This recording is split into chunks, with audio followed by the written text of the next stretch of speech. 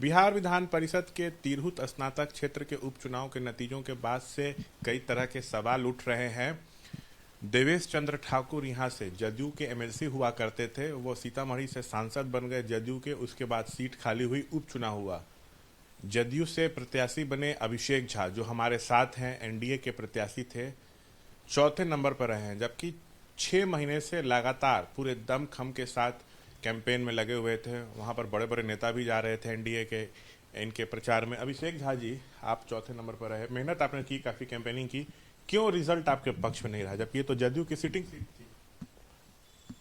चुनाव में जब हम जाते हैं, किसी परीक्षा को हम देते हैं, तो दोनों ही परिस्थितियां हमारे सामने हो सकती है। जीत भी हो सकती है और हार भी हो सकती है।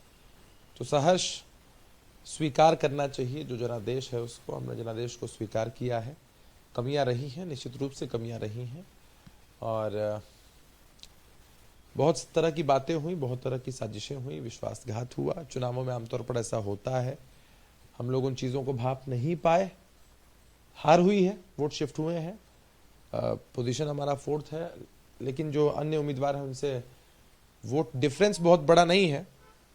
हमारे वोट शिफ्ट हुए हैं, इसमें कोई शक नहीं है। विश्वासघात हुआ है, षड्यंत्र हुआ।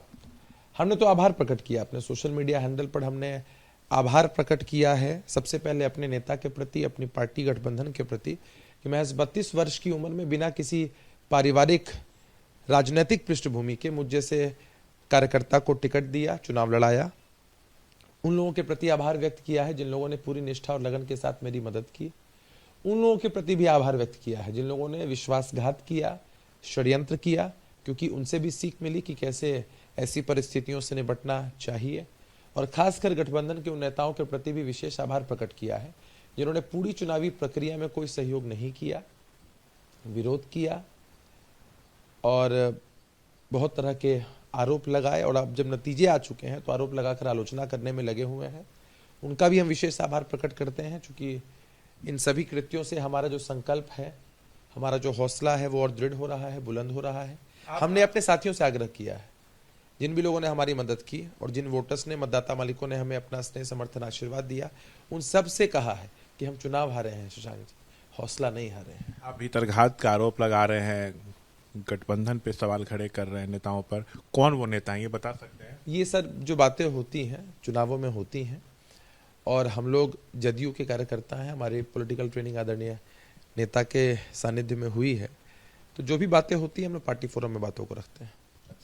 अब अगले साल विधानसभा चुनाव भी है, तो क्या ये रिजल्ट एक मैसेज है कि एनडीए को एकजुट हो जाना चाहिए? हर चुनाव में आप एनडीए की एकजुटता पर सवाल नहीं उठा सकते हैं। कुछ लोग अगर इस तरह की चीजें करते हैं तो उससे किसी गठबंधन की एकजुटता पर सवाल नहीं उठता है।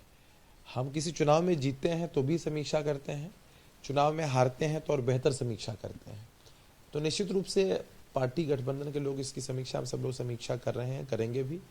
जो भी गड़बड़ियां हुई हैं उनको सुधारने की कोशिश करेंगे, ताकि आने वाले चुनावों में इस तरह की चीजें ना हो। सहयोगियों का सपोर्ट मिलता तो लगता है नतीजे कुछ और होते। देखिए, बहुत तरह की बातें होती हैं चुनाव में, स्ट्रेटेजीज सही और गलत होती हैं, दिशा भी सही और गलत होती है। हमने कहा ना कि जिनका सहयोग मिला है, बहुत उनके प्रति। आपके पार्टी के कोई ऐसे नेता हैं जिन्होंने सपोर्ट नहीं किया? हमने कहा ना कि हम लोग मीडिया ट्रायल में नहीं जाते हैं कभी। जो है कोई भी बात होती है किसी चुनाव के बाद, जीत हो या हार हो, हम सभी कार्यकर्ता उन बातों को पार्टी फोरम में, गठबंधन के फोरम पर ही रखते हैं। तो देखिए, कहीं ना कहीं एनडीए में ही घमासान छिड़ता हुआ नजर आ रहा है।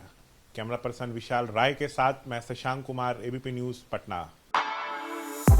For exclusive and insightful videos, subscribe to our new channel ABP Live Premium.